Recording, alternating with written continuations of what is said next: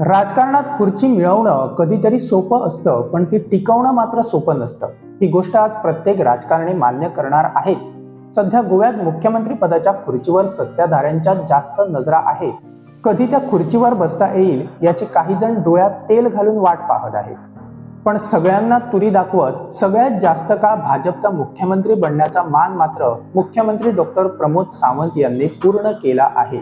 त्यांनी हा नवा विक्रमच रचला आहे. सलग 7 वर्षे ते गोव्याचे मुख्यमंत्री.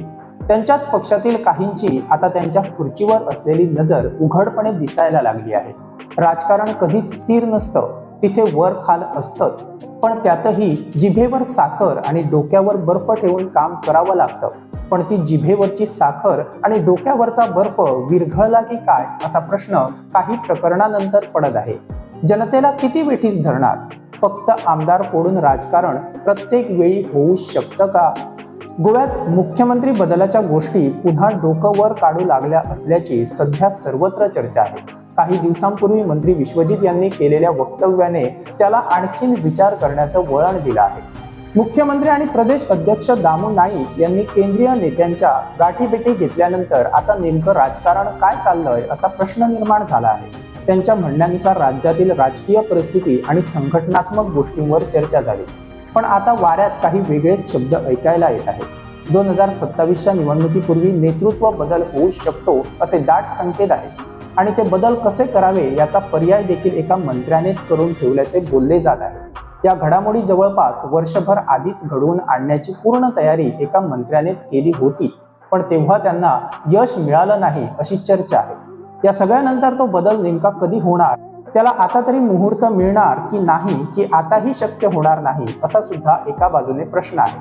महिला आरक्षण बिल संसदेत बरगळल्यानंतर आता महिलांचा विचार होऊ शकतो का असा सुद्धा प्रश्न आहे. केंद्रीय नेत्यांच्या डोक्यात तसा विचार सुरू असल्याची माहिती खात्रीलायक व्यक्तींकडून मिळाली आहे. जर पश्चिम बंगालमध्ये भाजप सत्तेत आले तर गोव्यात महिला मुख्यमंत्री होण्याची दाट शक्यता वर्तवली जात आहे. भाजपा सर्वत्र महिला सशक्तीकरणावर भर देऊन यातून महिला मतदारांना खुश करण्याचा विचार त्यांचा नक्कीच सुरू आहे. गोवा लहान राज्य असल्यामुळे असे प्रयोग गोव्यात नक्कीच होऊ शकतात असेही बोलले जात आहे. काही दिवसांपूर्वी महिला आरक्षण विधेयकावर ज्या महिला आमदार भाषण करत होत्या त्यांना कदाचित त्याची चाहूल लागली असावी. आता हे प्रत्यक्षात उतरवून राजकारण आणि सत्ता टिकवता येते याची गणितं तेवढी सोपी नाहीत, पण भाजपसाठी ती कठीणही नाहीत. त्याचबरोबर सध्या म्हणे पक्षाकडे गोव्याबाहेर असलेली व्यक्ती एक पर्याय म्हणून आहे. गोव्यातील सध्याच्या मंत्रिमंडळातील 1-2 पर्याय होता.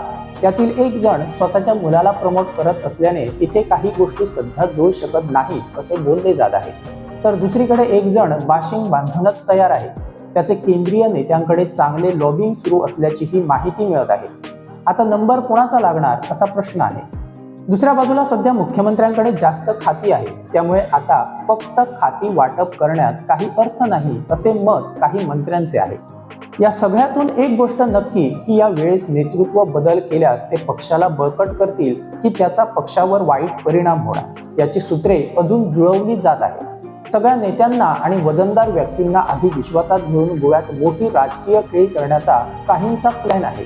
जी लोक मोठ्या पदाच्या शर्यतीत आहेत त्यांची सहनशीलता आता टोकाला पोचली असल्याची चर्चा आहे.